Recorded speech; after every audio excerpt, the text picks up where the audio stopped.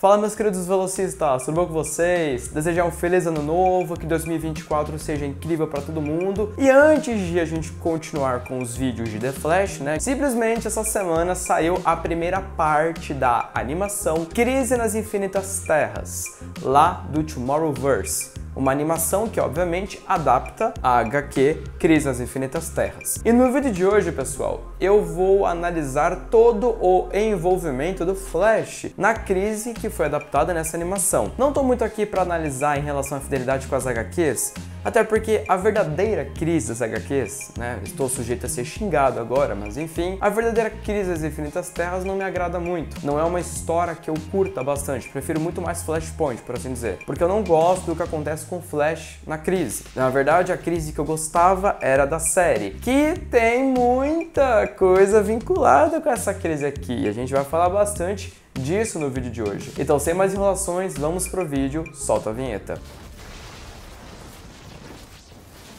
Sejam todos muito bem-vindos à Terra 22, mais conhecida como Legado Flash Brasil. Muito prazer, meu nome é Léo, e se você for novo aqui neste canal, seja muito bem-vindo. Aqui você vai encontrar as melhores explicações, dúvidas e teorias sobre Flash. E também nós falamos sobre cultura pop, DC e Marvel no geral. Para não ter que te encher o saco no meio do vídeo, eu vou pedir encarecidamente para você se inscrever no canal. Não esquece de deixar seu like no vídeo e, por fim, mas não menos importante, ativa as notificações para não perder nenhum conteúdo futuramente. Muito obrigado, de verdade. Galera, o que eu falo dessa animação? Pra gente não ter drama, eu gostei como mais um filme, não tem muito que eu possa dizer. Eu gostei como um filme em que o Flash aparece. Agora, para uma adaptação de Crise nas Infinitas Terras, sem expectativa nenhuma de que vai ser uma coisa fiel com as HQs, porque é impossível com o universo que a gente tinha não consolidado do Tomorrowverse, certo? Eu vou dizer para vocês que para adaptação que eu tava esperando sem expectativa, cara, essa animação, primeira parte, é nota 7,5. E vocês podem pensar que 7,5 é uma nota alta, né? Poxa, perto do 10, falta só 3 pontos. Mas nesse caso, não. Eu dou 7,5 de piedade para essa animação. Porque, pelo amor de Deus. Essa animação teve cenas incríveis e muito bonitas que envolveu o Flash e, ao mesmo tempo, um roteiro extremamente confuso. Simplesmente, qual foi a ideia que eles quiseram fazer? Vamos fazer com que o Flash da Terra 1, que é a Terra principal, que aparece lá no Tomorrowverse, que é onde começa lá o Flash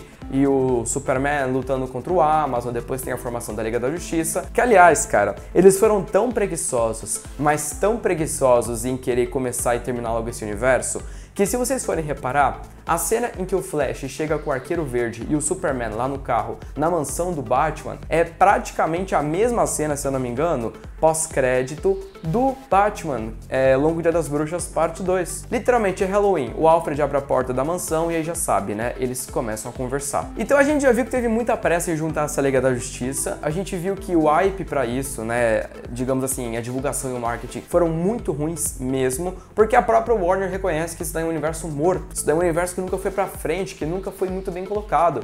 Tem alguns filmes que são bons, assim, ok, legal, mas não serve pra manter o fluxo. E a coisa mais preguiçosa que eu vou ter que comentar, que eu achei ridículo, e eu vou repetir, ridículo desta animação, é o fato de que apresentam vários heróis do multiverso da DC Comics e eles têm a cara de pau de botar todo mundo do mesmo traçado. Antes que alguém venha falar que é orçamento baixo, não é orçamento baixo, cara. Literalmente, fazer essa animação já custa caro pra caramba. A Warner tem verba pra isso. Eles estão fazendo a adaptação de Crise nas Infinitas Terras, onde literalmente é o maior crossover multiversal da DC, se eu não me engano. Eles não têm a decência de mudar o traçado, de colocar heróis de outros mundos, de outras terras, num traçado diferente. Literalmente, o Superman que aparece da Terra 1, jovem, ele é idêntico ao Superman da Terra 2, se eu não me engano, lá da Era de Ouro, que tá com a Mulher Maravilha casado, por assim dizer. Só muda que um tá mais velho que o outro. Não precisa nem mostrar o mundo inteiro, só bota, tipo, 3 personagenzinhos lá da Terra 3 com um traçado diferente, o que custa? Isso foi extremamente preguiçoso e não tem o que falar, entendeu? É preguiça.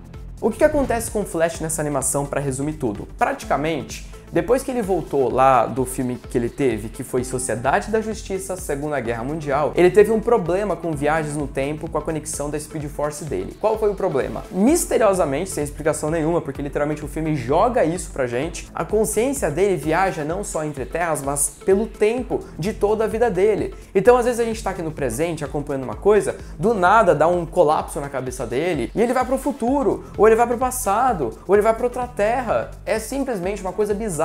Isso podia ter sido tão bem explorado. É o que eles fazem? Não, não é o que eles fazem. O que eles fazem com o Flash nessa animação que eu achei que foi extremamente incrível, mas mal executado? A gente viu que aparece o monitor, né, como de costume, obviamente, não tem crianças enfrentar as terras sem um monitor. O monitor reúne heróis de diferentes mundos para conseguir deter a onda de antimatéria. A diferença que a gente já pode notar desta crise para a da CW, que eu tenho opiniões muito fortes e negativas a respeito da crise da CW, é que na crise da CW, o monitor já tinha conhecimento de que existia um multiverso de antimatéria e esse multiverso estava comendo o multiverso de matéria. E por isso que o anti-monitor estava vindo, se fortalecendo e as terras estavam sendo destruídas. E nessa animação, a gente pode ver que o monitor não sabe de absolutamente nada. E eu fiquei um pouquinho decepcionado com isso, eu confesso pra vocês. O plano deles é simples, construir aquelas torres que a gente também sabe que tem nas HQs, a gente também sabe que tem lá na crise da CW,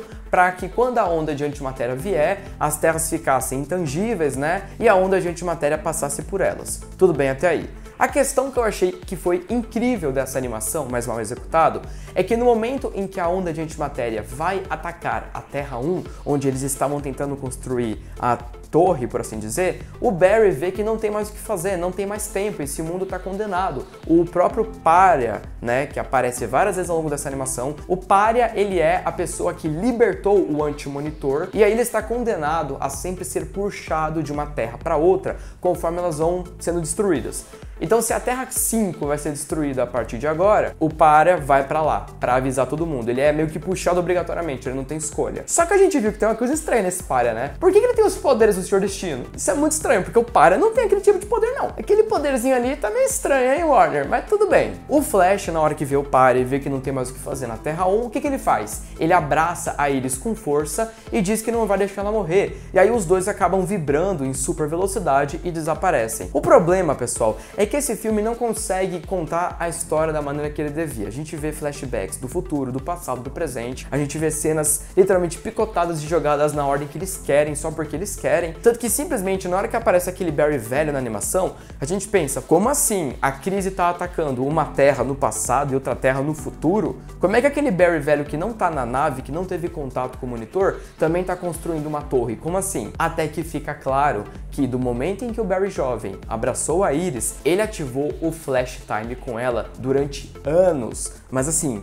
anos. Foi um feito de força, de aceleração absurdo. E aí ele ficou no Flash Time com ela até ele terminar a torre. Porque a gente sabia que eles estavam tentando construir a torre na Terra 1, certo? Só que não ia dar tempo, a onda de antimatéria já estava chegando. Então, por anos, enquanto a onda de antimatéria ia consumindo a Terra, o Flash, no Flash Time com a Iris, passou anos construindo a torre para que no último segundo ele desacelerasse, a torre se autoconstruiria em um segundo para todo mundo que estava lá e eles conseguiriam fazer um teste. E cara, isso foi um sacrifício gigantesco, velho. Na crise das HQs, o Flash se sacrifica pra destruir o canhão de antimatéria, né? A gente sabe que na crise da CW teria um sacrifício lá durante a crise, que seria o quê? O Flash voltaria no tempo com o Flash Reverso, lutariam naquela noite, e aí a linha do tempo mudaria, né? Essa parada do Flash morrer na crise da CW não tem nada a ver, tá? Só ressaltando, aquilo ali foi baboseira. Então teve um sacrifício do Flash nessa crise, que foi da vida dele. O Flash meio que sacrificou a vida dele com a Iris, né? Passou anos construindo essa torre e gastou a idade dele até que ele ficasse velho para que a torre ficasse pronta. Gente, eu achei isso incrível, mas extremamente mal executado, entendeu? Tipo, podia ter sido melhor feito, podia ter sido melhor colocado. Aí no final das contas a Iris morre, né, infelizmente, a esteira explode, o Flash se machuca, mas eles conseguem salvar, acho que 3 terras, se eu não me engano, né? Eles fazem um teste lá e acaba dando certo. Só que aí aparece o Espectro. Nada mais nada menos do que o Espectro. E ele fala pro Barry que ele é o causador de tudo isso. E aí nisso a gente vê o Barry voltando para alguns momentos, né, do tempo, inclusive para quando ele ganhou os poderes, né, quando aconteceu o acidente dele, ele falando que a resposta para tudo tá no começo, enfim. Praticamente o final dessa animação foi um loop paradoxo, né? Tipo, ele voltou lá pro momento onde tudo havia começado. Eu sei que algumas pessoas não gostaram do fato do Flash ter tido um foco maior, né, nessa animação, é quase como se fosse um filme solo dele. Eu gostei dele ter tido esse foco porque justamente na crise da CW, infelizmente, que era pra ter sido dele, toda a luta no passado, eles estragaram a crise da CW e deram pra Arrow, certo? Então, eu gostei dele ter tido um foco, mas infelizmente, eles não fizeram isso bem feito no roteiro. Tem muitas coisas confusas, esse deslizamento temporal da consciência dele não faz sentido, a parada dele com a Iris é legal, mas foi muito mal colocado, nem deu pra entender de primeira isso. No geral, então, é uma coisa que dá pra você se divertir por ser da DC, por ser da Warner, por ser do Flash, que é meu herói favorito da DC. Mas quando você analisa essa história, você vê que eles tinham boas ideias, e novamente a execução podia ter sido muito melhor, deixou muito a desejar. Lembrando, obviamente, que isso tudo aí é só a primeira parte, portanto, vamos esperar os próximos capítulos e ver o que vem a seguir em relação a isso. Portanto, eu acho que é uma animação de nota 7,5, assim, pra você se divertir um pouquinho e tudo mais, e obviamente que pra uma animação boa e tudo mais, ela infelizmente deixa muito a desejar.